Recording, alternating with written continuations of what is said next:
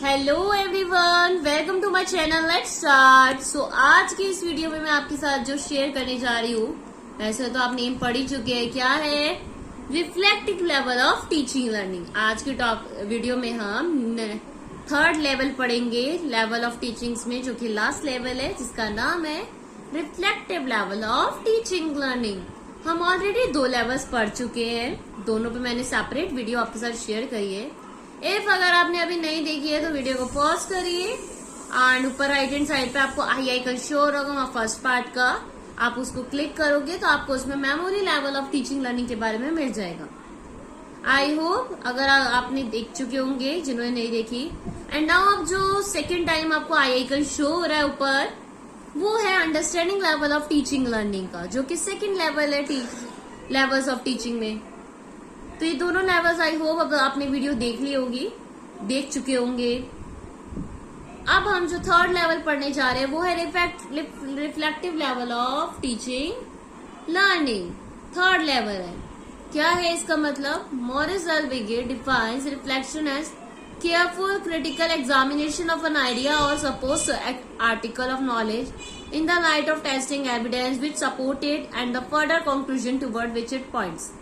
Memory and understanding level of teaching and learning are the prerequisites for this level.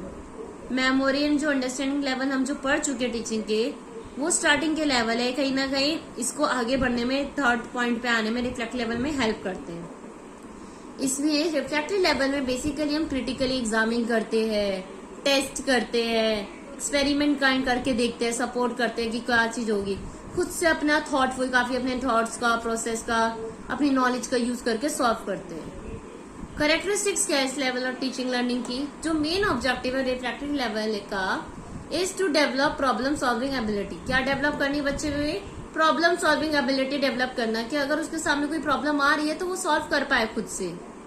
To develop creative thinking, creative thinking develop करना, कि creativity तरीके से किस तरीके से हम सॉल्व कर सकते हैं, इस चीज को किस तरह से प्रेजेंट कर सकती हैं। And to develop independent thinking among the students.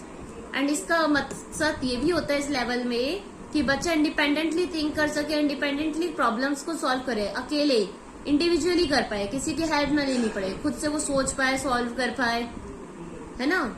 Now your second point is the subject matter is almost unstructured and open-ended in the fourth of problem text raising and problem solving. यहाँ पे जो subject matter होता है unstructured होता है, ऐसा नहीं limited बंदा हुआ कि ऐसे पढ़ाना है, ऐसे पढ़ाना है, ऐसे पढ़ाना है। नो, फिक्स नहीं होता, अनस्ट्रक्चर्ड होता है। यहाँ पे क्या ओपन एंडेड होता है कि किसी भी फॉर्म में कहीं भी बच्चा जा सकता है, किसी भी डायरेक्शन में प्रॉब्लम रेज करेगा, उसको सॉल्व करेगा। इस तरह की स्टडी होती है कि बच्चा उसी में खुद से प्रॉब्लम वो फाइंड आउट भी कर रहा है, रेज कर रहा है कि हाँ ये प्रॉब्लम हो सकती है, देन उसको सॉल्व भी खुद ही कर रहा है। तो अनस्ट्रक्चर्ड है यहाँ पे study. Next is at this level the teacher does not play a dominant and authoritative role like a memory and understanding level. Here the teacher has to guide and help. इस level पे teacher ना ही dominant ना ही authoritative role नहीं play करता, जैसा कि वो मेमोरी और अंडरस्टैंडिंग लेवल में करता था। यहाँ पे टीचर का रोल गाइडर का है, गाइड करना होता है और हेल्प करनी होती है बच्चे की। क्या करनी होती है? Help student to discover facts and reexamine their generalize insights while modifying them. मतलब डिस्कवर करेगा, खुद से री एग्जामिन करेगा, बच्चे स्टूडेंट की मदद करती है टीचर इन सब कामों में। Next point is the learner occupy primary place and the teacher place is secondary. The learner has to make use of his cognitive abilities. यहाँ पे लर्नर प्राइमरी प्लेस और सेंटर प्लेस कौन रहता है? पहली पोजीशन किसकी होती है यहाँ पे? लर्नर की, स्टूडेंट की। सेकंड प्लेस पे आती है टीचर्स। यहाँ पे लर्नर को अपने माइंड्स का, अपनी कॉग्निटिव एबिलिटीज का यूज करके सॉल्व करना होता है। The method and techniques employed at this level are also learner centred. And जो भी मेथड, टेक्निक्स जो भी यूज की जाती है इस लेवल पे, वो सब लर्नर सेंटर्ड होते हैं। स्टूडेंट को, मतलब लर्नर किसे कहा गया है यहाँ पे? स्टूडेंट को। स्टूडेंट सेंटर्ड होते हैं, बच्चे को ध्यान में रख के करेगी जाते थे, टीचर या सब्जेक्ट सेंटर्ड नहीं होते। Analytical method, discovery method, assignment method, project method, problem solving method, इस तरह के कुछ मेनली मेथड्स है जो यूज किए जाते हैं। Evaluation at this level should test the ability of the student in term of independent problem solving, open mindedness, creativity and etcetera. Evaluation कैसे होती है यहाँ पे कि बच्चे को एबिलिटीज को चेक करना कि वो इंडिपेंडेंटली खुद से अकेले प्रॉब्लम को सॉल्व कर पा रहा है नहीं कर पा रहा, ओपन माइंडेड कैसे यूज कर रहा है, कैसे अपनी क्रिएटिविटी का यूज कर रहा है।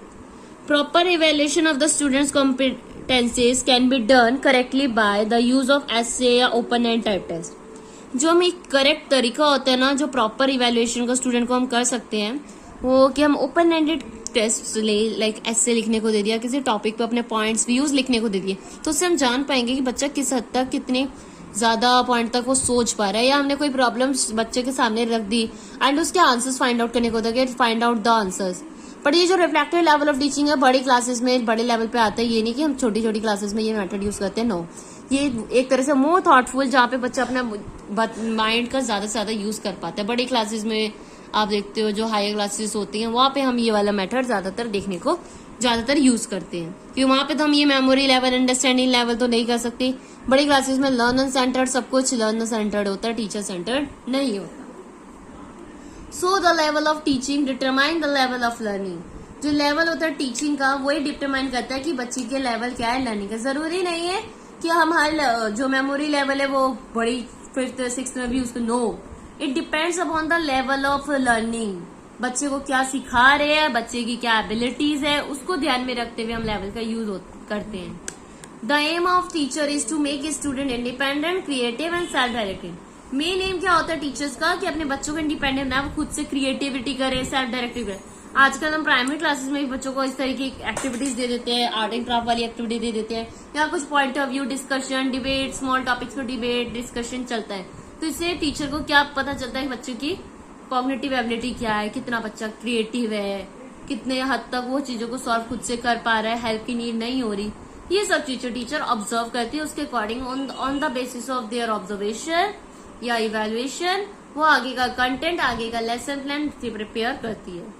The need of a teacher to start with memory level and should take all student to reflective level of teaching with the passage from understanding level of teaching.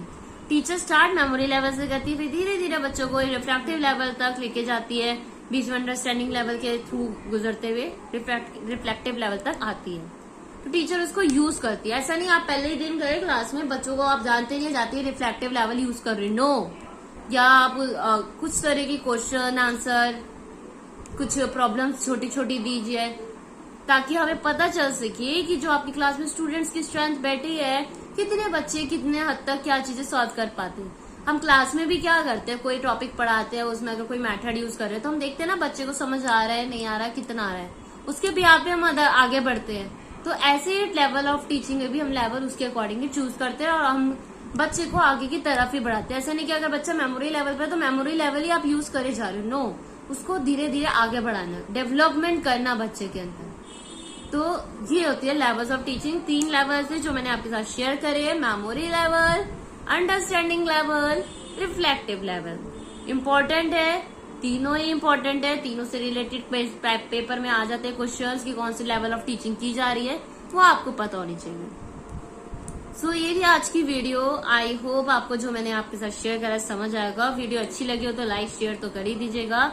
And जो आज मैंने पढ़ाया है उसके कुछ कैरेक्टरिस्टिक्स आप कमेंट में जरूर बताएं कि क्या क्या है, रिफ्लेक्टिव लेवल ऑफ टीचिंग की क्या पहचान है, क्या विशेषता है, क्या कैरेक्टरिस्टिक्स है। एंड जाने से पहले मेरे चैनल को तो सब्सक्राइब कर ही दीजिएगा, ताकि और भी ऐसी वीडियोस मैं आपके साथ शेयर करती रहूं और आपकी हेल्प करती रहूं। So thank you so much everyone for watching my video.